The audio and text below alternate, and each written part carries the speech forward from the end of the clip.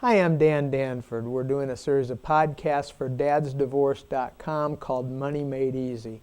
And this week's question is one of the best I've ever seen. I just love this question, and it's perfectly timed for our situation. Why are home loans constantly being sold? I bought a house a couple of months ago, and I'm already on the fourth company. It seems like every week I get a letter saying my mortgage has been sold to another company. It doesn't seem to affect me since I pay the same amount, just to a different business.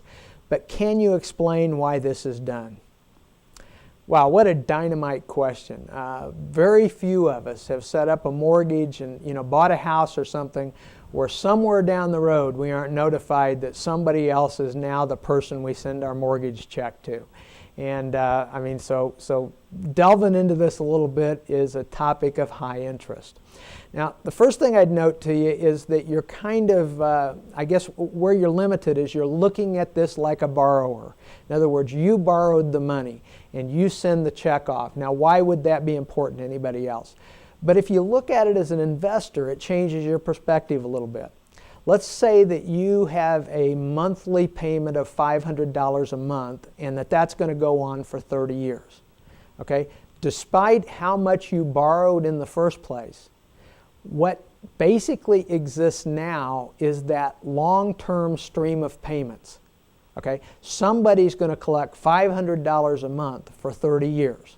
Okay? And even though that $500 doesn't change, the value of that stream of revenue does change. And honestly, as interest rates change every day, so does the value of that stream of payments. So what's happening is that different companies are looking at that stream of payments and they're buying it back and forth because one thinks they can do better and another thinks they can lock in a great rate for the next 30 years. And then that's repeating itself again and again and again.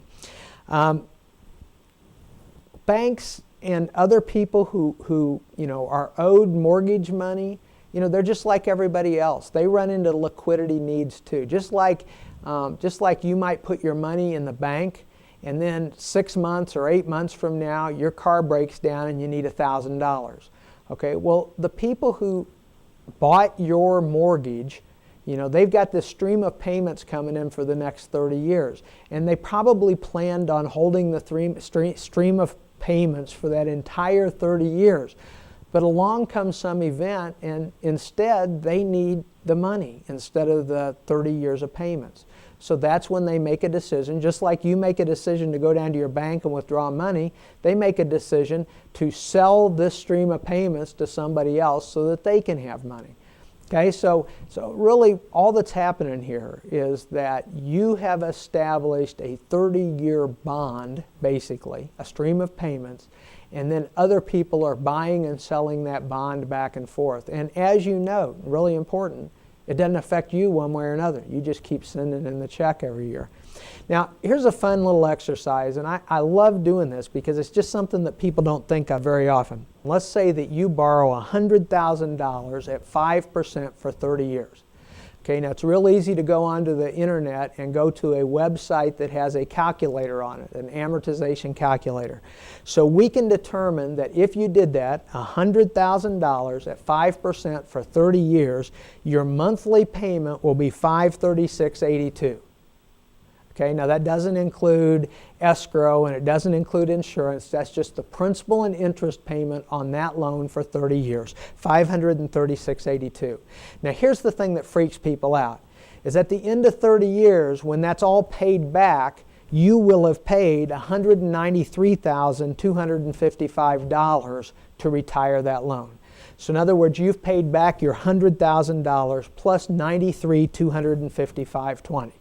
Okay? And that's why people get excited about paying off their loan early. They're in this real hurry because they don't want to pay that $93,000. Here's the thing that makes this exercise fun. Forget for a second that $100,000. Let's just say somebody's going to send you that check. You're on the other side of this completely. Okay? Now, instead of paying $536 a month for the next 30 years, you're going to collect $536 a month for the next 30 years. Okay? Now here's the interesting thing, and here's where the money is made. If somebody sent you $536 a month for the next 30 years and you immediately invested it in a solid growth mutual fund that's going to grow by 8% a year, now I realize, when I talk about solid growth mutual funds, there'll be years where it makes 2% and years where it makes 12%.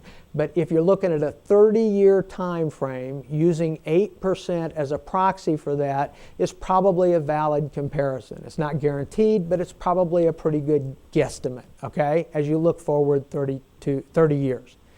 Now, here's the magic. Remember I said you were borrowing $100,000 and you paid back $193,000. On this alternate scenario we just created where somebody is sending you the $536 and you're investing it each month at 8%, it grows to $729,000. Okay? Now think about that for a second. That means that if you took that same $536 and instead of sending it off to a mortgage, you put it in a growth oriented mutual fund, instead of costing you $193, it would return to you $729. Okay, huge difference. And this is why I tell people, and I know this goes counterculture. I know this isn't what people talk about all the time. But instead of putting your money, people say, I'm in a hurry to pay that off. I want to save that interest, okay? Instead of sending in that extra $200 a month, send it into a decent, high-quality, low-cost, balanced growth mutual fund. In all likelihood, that side fund will grow faster than what you would have paid down on your mortgage.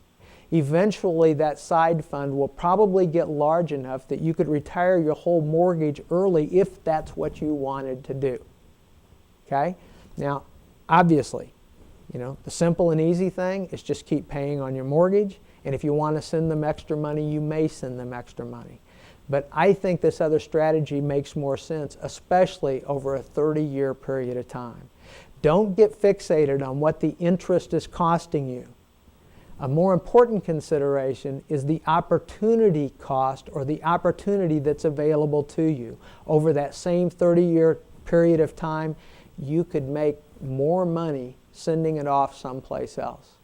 I hope I've given you something to think about. Truly, one of the interesting things about mortgages and about saving and about investments.